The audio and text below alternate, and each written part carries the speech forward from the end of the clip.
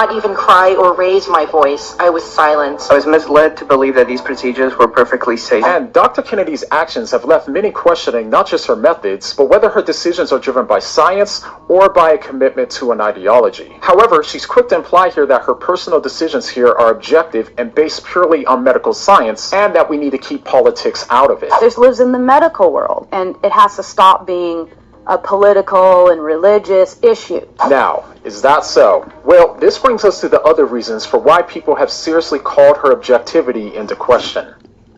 So, Dr. Kennedy was awarded nearly 10 million tax dollars to conduct a study that was supposed to be a significant step into better understanding the impact that puberty blockers have on the mental and physical health of children with gender dysphoria. The study started in 2015 and followed the development of 95 children from all across the country from ages 8 to 16. And this study was definitely needed as an increasing number of Americans are skeptical about transitioning children. In a Washington Post poll, 68% of Americans are against providing puberty blockers to children 10 to 14 years old.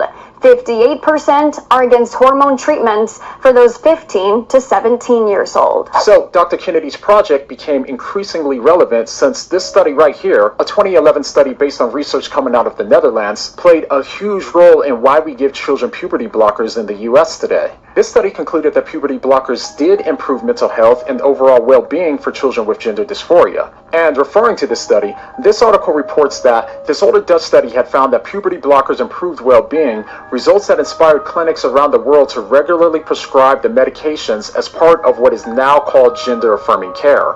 And when it comes to Dr. Kennedy, the grants for her study were awarded with the hopes of seeing if we could replicate those same results here in America or not. So Dr. Kennedy led a team of researchers with the initial hypothesis that puberty blockers would have a positive impact on the mental health of children, reducing stress and improving their overall well-being. And she and her researchers followed the development of these children for 2 years. However, it's now 9 years later and the results of the study have yet to be published, leading scientists and taxpayers to wonder what the holdup is. Despite its importance to families and patients, Dr. Kennedy shocked the world when she admitted to having been purposely withholding the results of the study. So, why would she purposely suppress her findings? Well, when asked about it, she replied by saying, "I do not want our work to be weaponized," referring to the fact that she was worried that the results would be weaponized for political purposes, which could result in puberty blockers being banned. So in other words, she simply didn't like the results and really only wanted one outcome, which is the opposite of how science is supposed to be done. And so we left off with Dr. Kennedy admitting that she suppressed the results of her study out of fears that it would be weaponized by politics. And possibly realizing that she made a mistake in admitting that truth, she went on to further justify her response by giving an explanation for why the results didn't match her expected outcome. She said, "They're in really good shape when they came in, and they're in really good shape after 2 years." Basically saying that the results didn't change because the kids were already happy. However, this claim seems to be contradicted by this right here. What you're looking at is her initial findings that were taken at the beginning of that same study, which were published in 2022.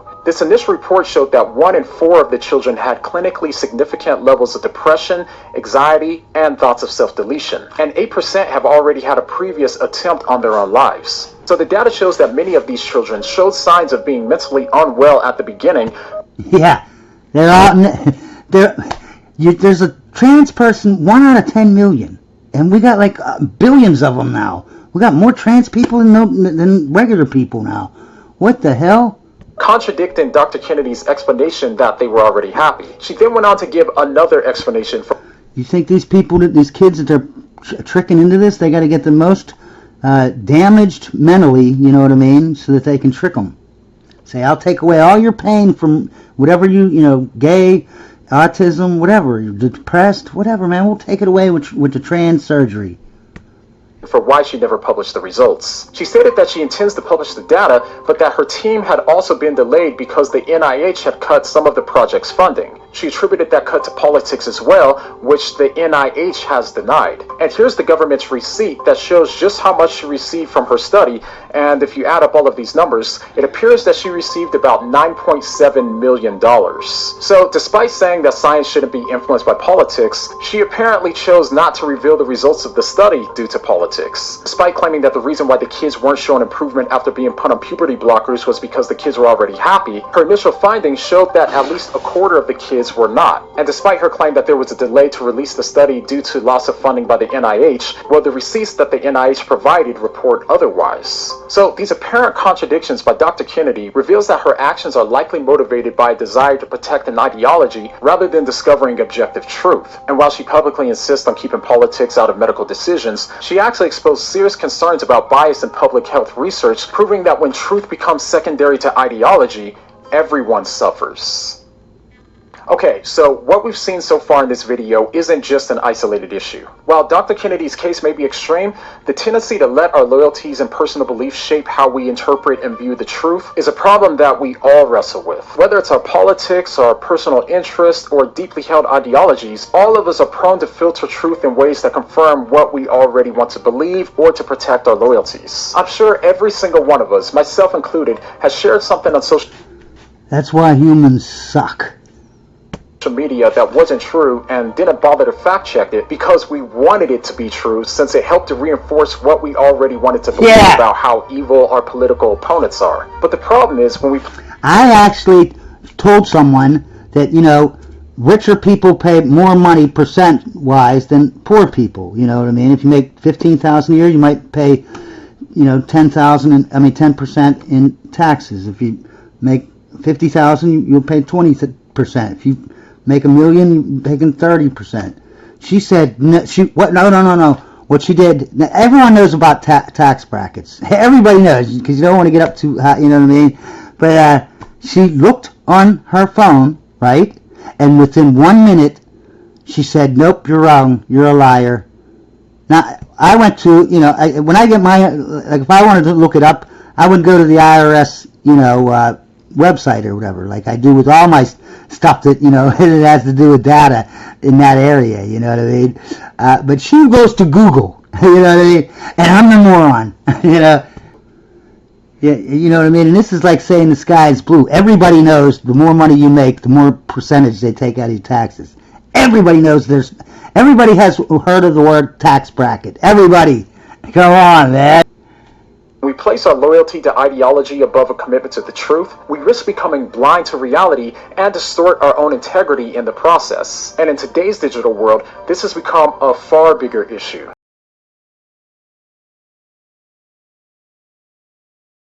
Speak to you plainly about a subject that's both controversial and critically important, especially for the future of our culture, our children, and dare I say, our very civilization.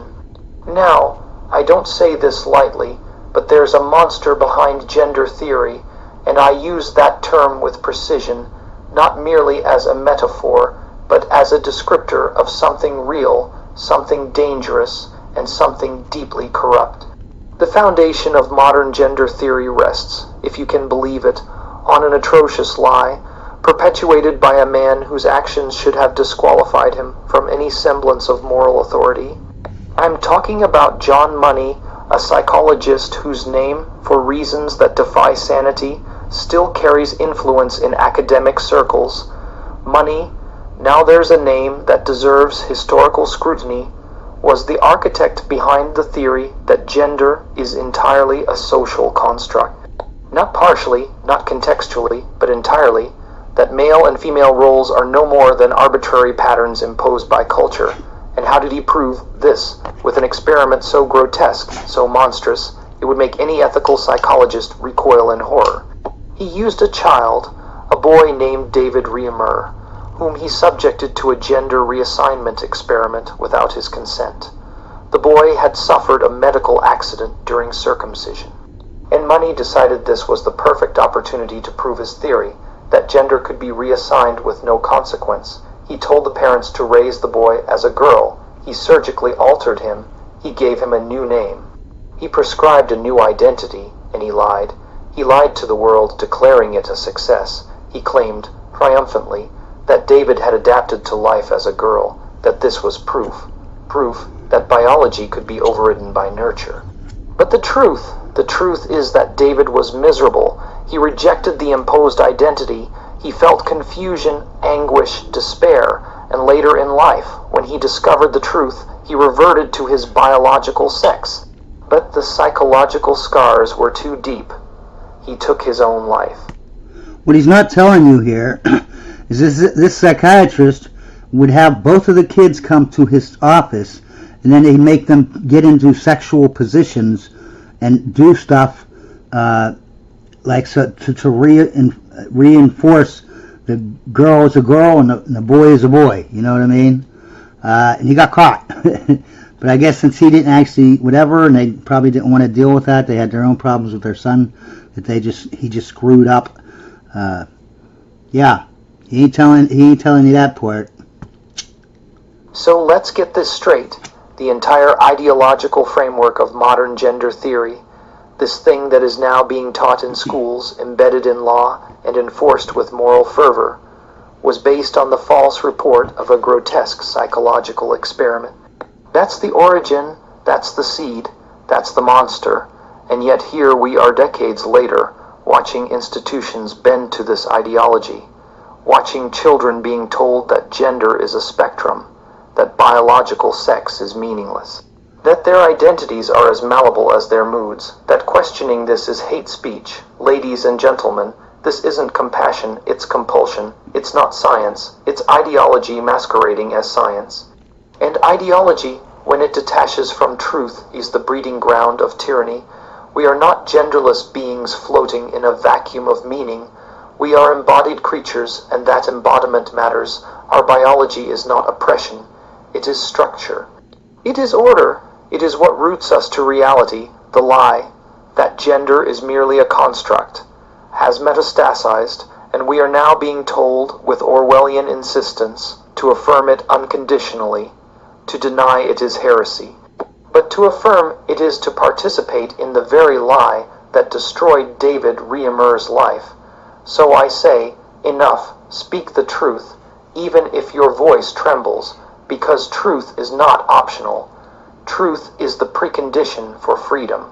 It's the antidote to chaos, and it is our moral obligation, as citizens, as parents, as intellectuals, to confront the monstrous lie at the heart of this ideology. This is not just a debate about pronouns. It is a debate about reality itself, and the stakes are existential. John Money's experiment with David Reamer is often cited, rightly, as one of the most disturbing and consequential episodes in the history of psychology, not just because of its tragic outcome, but because of the influence it has had on the development of gender theory. In the 1960s, after a botched circumcision left infant David Reamer without a functional penis, Money convinced his parents to raise him as a girl. His theory, that gender identity is he endured as a result of Money's experiment, chose to live again as a male. Tragically, the trauma he endured as a result of Money's experiment, and the forced denial of his biological identity, that gender is entirely a product of socialization. His published work ignored or distorted the actual suffering involved. In effect, an entire ideological movement was launched on the back of a falsified success story, one that destroyed the life of a real person in the process. This case matters not only because of its individual horror, but because of the role it has played in shaping the policies, academic narratives, and cultural attitudes surrounding gender. It represents a fundamental betrayal of scientific integrity, in which ideology overrode evidence. The notion that one can dismiss biology in favor of social programming was never truly validated, it was imposed. When such a lie becomes the foundation for sweeping social change, particularly when it concerns children, it must be confronted. The consequences of ignoring the truth in favor of a politically motivated narrative are not theoretical. They are real, measurable, and often irreversible. The idea that gender is purely a social construct has become a dominant narrative in academic and political discourse, but it ignores a fundamental truth. Biological reality plays a central and undeniable role in shaping human identity. From the moment of conception, chromosomal patterns Roman 20 or XY, begin to determine not only physical traits, but also psychological and behavioral tendencies, these biological differences are not arbitrary. They are rooted in evolutionary history, neurobiology, and hormonal development. The claim that gender is entirely disconnected from sex